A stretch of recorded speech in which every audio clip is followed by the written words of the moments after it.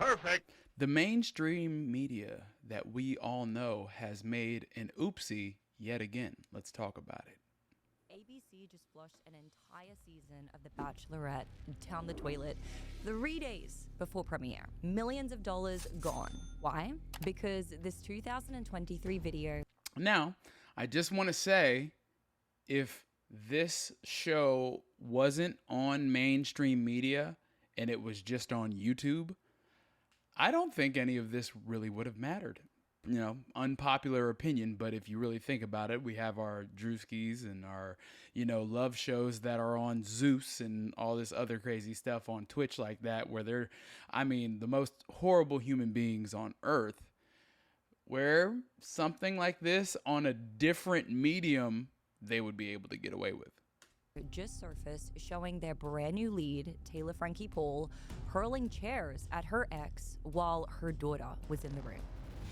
She was definitely more Frankie and Paul than a Taylor in that video. What are you gonna do about it? Chair actually hits the little girl. We do not condone this, by the way. And here's the insane part. It's not like this was some secret. She was arrested for it. She pled guilty. It was literally the plot of the first episode of her Hulu show. So should we talk about the way that you treat your boyfriend? Well, and this is funny because I have a mother. I have a mother, and I watch my mom. She watches the Bravo channel, like she watches the Bravo that show where they're on the boat. She watches this Bravo channel, and I watch her watch this completely false show. This so heavily produced, and it's just like clear. It's like so fake, and like a lot of people that I think didn't transfer into where the world mostly is going, to where they're getting all of their media more on YouTube like that. I mean, a lot of people, I don't know if a lot of people who have even found my page are usually people where they get a majority of their media from YouTube now more than they get from conventional TV. I think the only thing that I really watch that I have my YouTube TV subscription for is for sports and stuff along those lines. And then most of the time people are hopping on, other sites to go get that at the same time. So it's just funny to see how the people who are still on this train of conventional media, from the mediums of your NBCs, your ABCs and stuff along the lines like that, it's so crazy how like they would follow her and then almost like not have their own mental path of like, they just kind of get a lot of their personality from these TV shows at the same time, which is, it's pretty obvious. Go get help. Stop hurting people. And somehow, despite all of that, ABC still filmed an entire season around her, promoted it, marketed it.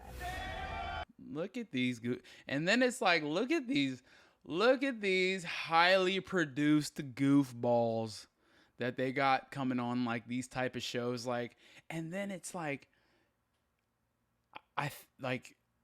some women watch this shit and they really believe it's real. I remember a long time ago when I was DJing, there was a guy, I believe he was on The Bachelor, one of them, whatever the fuck. And people really like show out. Granted, we live in a time with like Love Island and all that stuff where they're having Love Island parties and like that. And it's like, it's something that it's almost like for someone like me who feels like I had my awakening from the early days of reality TV show, that a lot of people just like are okay with just kind of getting fed this sawmill TV, like cows on the field eating grain and shit like that. But like, look at these guys. Like, look at these, like, come on, man. And got within. Oh man, she's so bad, dog. Oh my God, I can't wait to raise her 3 kids. Days of release before finally pulling the plug. So the question I want to pose to all of you: why did it take a leaked video for anyone to act? When a man is at the center of something like this. Boy, if you're a man and you have a phone call out where someone's screaming and yelling for the cops, good Lord, dude. The reaction is immediate. Brands distance themselves, networks panic, careers collapse overnight. And sometimes that reaction is justified. Sometimes the Yeah, sometimes it happened, you know what I'm saying? But like the barrier of entry for us is so relatively short where we have to really like think about some things that normal people would be like, "Ah, come on, man, you're just being you're thinking too much about it." And it's like, "No, we have to think about these things because the slightest mess up, and a lot of people don't understand for me, a bald man with a beard, which there is a majority of bald men with beards that are in this world. They don't understand, like, for me to have just relatively any success in this world is a feat of strength and greatness in itself. Like, I'm not saying that I'm great, but it takes so long for me to get to where I like want to be, especially just being alone. Like I'm alone most of the time. So like I'm building things on my own.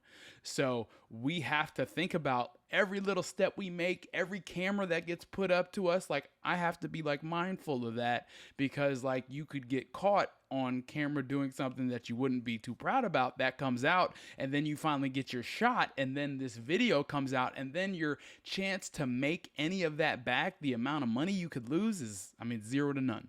The evidence is overwhelming. Sometimes it isn't. But the assumption is already baked in. There's no waiting period, no soft landing. There's no sympathy tour where he gets to cry on camera while hosts reassure him. And that contrast is exactly why this story matters. They weaponize that crying. They definitely weaponize crying. It is a defense mechanism. So today, we're breaking down the full Taylor Frankie Paul scandal.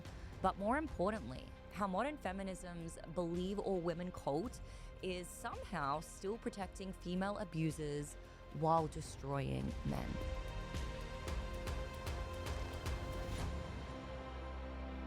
Shout outs to Amy. Go give her a follow or a subscriber, all that bang bang.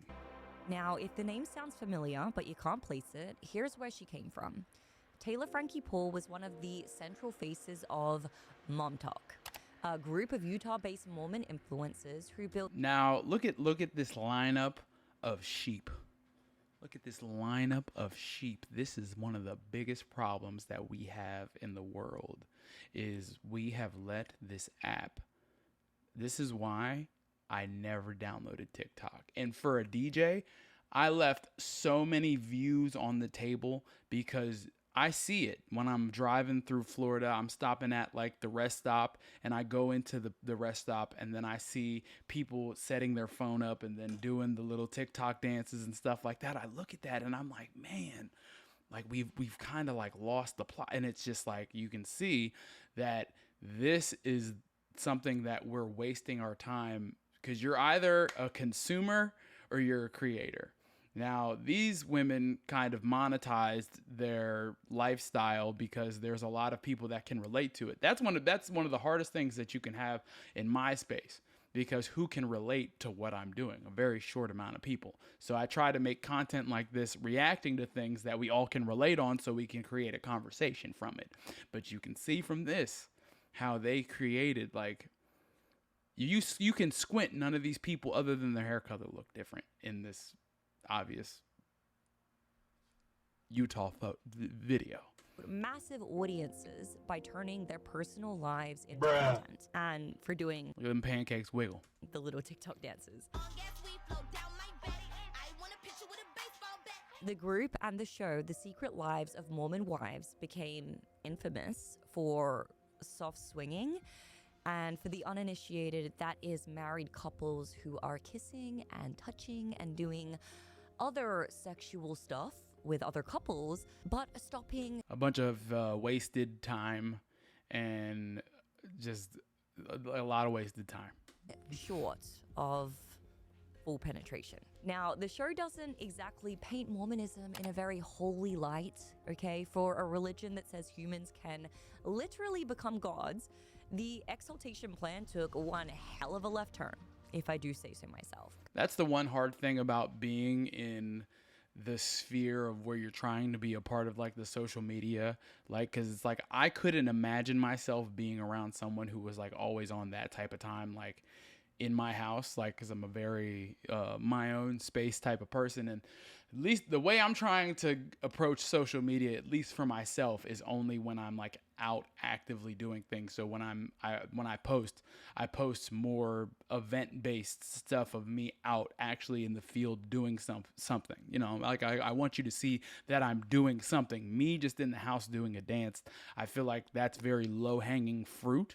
Now, is it fruit that you can catch a lot of things with because it's low hanging fruit at the same time? Of course, man. If I would be out there doing TikTok dances and stuff like that, I'd be super up. But I'm trying to actually curate a people around me that are going to like stay for a long time for like what I actually have to put out, and seeing that I actually have the work ethic to really finish something, opposed to line of doing something like just like doing a dance that everybody's doing and hoping it gets picked up in the algorithm. I actually want to like, I enjoy these reaction contexts because yes, it's a simple form of content, but yes, I'm also having a conversation with you, the viewer, at the same time. So we're like creating a dialogue through this medium.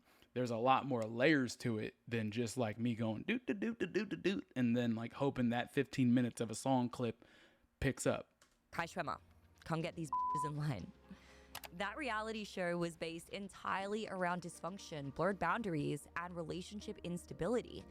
And at that point, the pattern starts to become... None of this I've ever taken the time. I'm like so busy doing things. It's like maybe, and obviously these shows aren't for me. Like, you know what I mean? So it's just like, as a man seeing this, I'm like, how could anyone spend time watching this and thinking that like, you know, that's why I wonder with some people, I'm like, do they really have like an inner dialogue with themselves? And can they sit and watch something like that? And like, now I have my guilty pleasures, and I really think I use my guilty pleasures as like time to let my brain decompress. And I watch this stuff way after I get work done, and which this could be for other people. But the people that I've noticed who watch things like this, like my mom, who will be sitting down for hours on end, watching these shows on Bravo and getting absolutely nothing done. I at least try to learn or do or act in some way where I'm getting better at something, learning something, or doing something along those lines at the same time. Become obvious, right? In this environment, controversy doesn't disqualify you. It actually elevates you. What's your name? Taylor. Taylor. At this time, you're going to be placed under arrest. Fast forward to Come on now, 2025, dawg. and ABC shows Come on, everyone man. named Taylor the next Bachelorette, the first ever lead picked from outside of the previous season's contestants. Now, I'm about to embarrass myself for a second because I've actually watched this show a few seasons. Go ahead, judge me for it. I deserve it. Excellent. But because of this, I know exactly how this process works. The Bachelorette... Mind you, because these shows are so hyper formatted where they can like honestly target women, and you don't understand how much ad revenue that these shows create because they target women. So a lot of these companies know if you can sell to women, you will eat forever. And that's true. Okay. I mean, just as a science project, I don't know if there's anything that anyone can take the time to go watch that's more of like along the lines of like a romantic show, but notice the commercials. Notice the commercials that come on in between there and think about like, well, who is this being marketed to? That is not supposed to be random. They don't just pull someone off the internet because they're trending. A lot of girls that watch Disney princess movies, look at this, you know what I'm saying? Like a lot of girls that watch the Beauty and the Beast and we're like, oh, I want to be Belle, the belle of the ball. And then like this stuff will get them. And then a lot of girls who had like daddies who never told them no. That's the thing that happens. They select from the previous season of The Bachelor. It is a pipeline. Okay, you're meant to meet her as a contestant, get invested in her story, and then she becomes the lead. That's the formula, and it exists for a reason because it builds trust with the audience. It creates continuity, and it makes the whole thing feel at least somewhat believable. Taylor Frankie Paul skipped all of that. She wasn't a Bachelor alumni. She was brought in from the outside, which tells you that this was about strategy, probably due to ratings pressure with competition. Yeah, that's because no one's really watching TV like that anymore. Like us millennials are the last people who are really on the TV wavelength. where I still like remember shows of my youth where I'm like, well, the only place that I can watch is if I look it up on YouTube TV. Sometimes that's the only way that I can watch it and stuff like that. So what are they doing?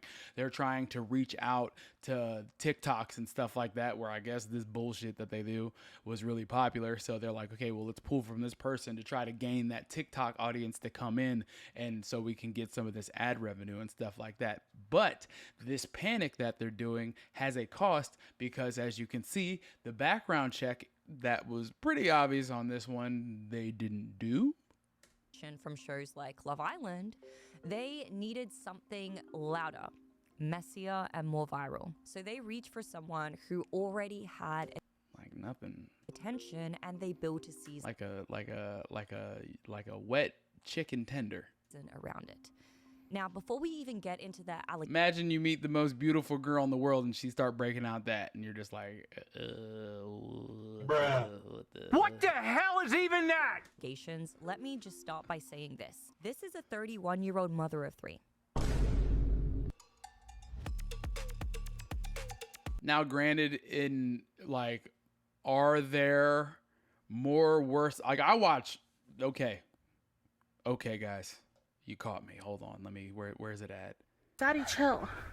The sirens are off, guys. So I watch Love After Lockup every now and then, but I know what I'm getting from Love After Lockup. I know I'm getting an hour of just pure trash. Now, in general attraction standards, could someone do worse? Yes. However,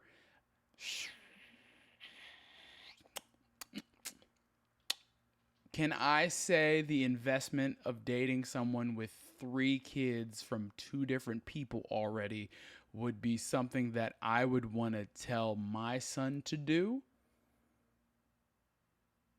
That's where the conversation starts and ends. Now, clearly, she loves being a mom with it when she's not throwing chairs. Of course, she clearly loves that. So. Oh shit. Now, as an Here we go old again. myself, I won't age shame. I'll allow you good people to do that in the comments. But filming The Bachelorette takes her out of her children's daily lives for at least 6 weeks. And for kids, that kind of absence is going to disrupt emotional regulation, routine, and their sense of stability. And that impact doesn't just disappear when filming ends. So even before the allegations came out and TMZ leaked the video, this was always a terrible idea. So with that out of the way, let's go back to 2023 and talk about the incident. On February 17th, 2023, Taylor and Dakota Mortensen got into it at their Utah home. She puts him in a headlock, kicks him, and starts hurling heavy metal bar stools at him. One of them hits her. Yo, like to make that switch, that's a level of just, you know, you really have to feel that free to just like do that is like me. I have to, at like the private events that I do as a DJ, I have to think about the tonality of my voice, because as a black man, if you slightly come off aggressive at any way, and it's me, man, I you know what I'm saying? Like, team light skinned over here, but like, you wouldn't think that you have to worry about stuff like that, but that's so real, and a lot of people wouldn't understand that. And I'll tell people stuff like that, and they'll be like, nah, man, you're tripping. And it's true, because I wouldn't have to think like that if it didn't happen to me already. 5-year-old daughter. Your daughter just got hit in the head with a metal chair. Because of you. No, you. Because of you. Go and help your daughter.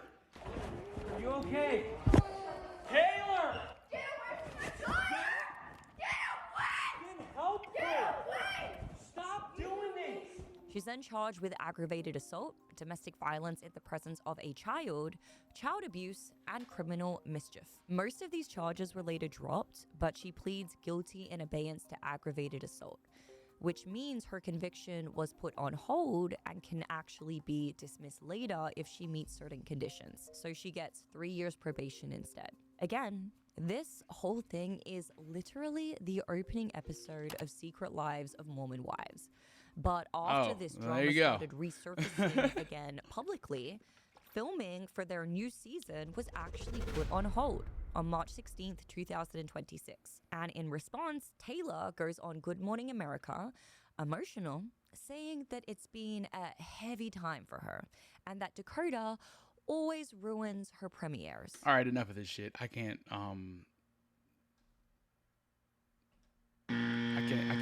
take any more. I think we all get the gist. What I will say from all of this, and shouts out to her, man. I'll leave the link in the video after this.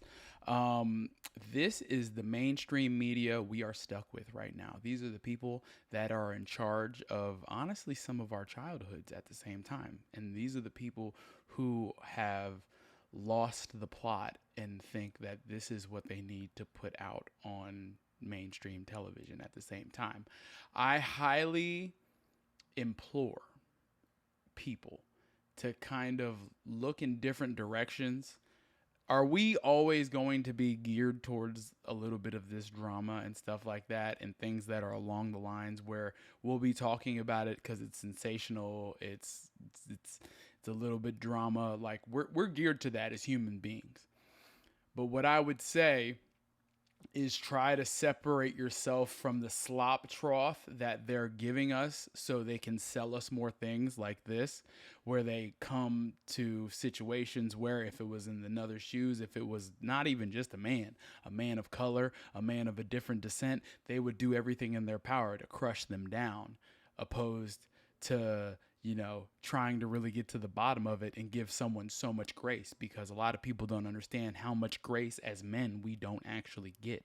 So I would say along the lines is like, stop trying to believe what you're being shown on mainstream media like this, because it all turns out that it's going to be fake in the long run, and choose options that will nourish you as much as you possibly can. Yes, you're going to want to watch a street fight. Yes, you're going to want to watch some drama at some type of point, but make sure the balance of what you're putting in and that is something that's equal. I'm never going to tell you to stop doing anything. I'm never going to tell you to not do what you do to make you happy. Do that, but just make sure that you find the balance and you can see through what's being put out to you, because clearly we see what's getting put out to us right now. Like, comment, and subscribe. Peace, guys.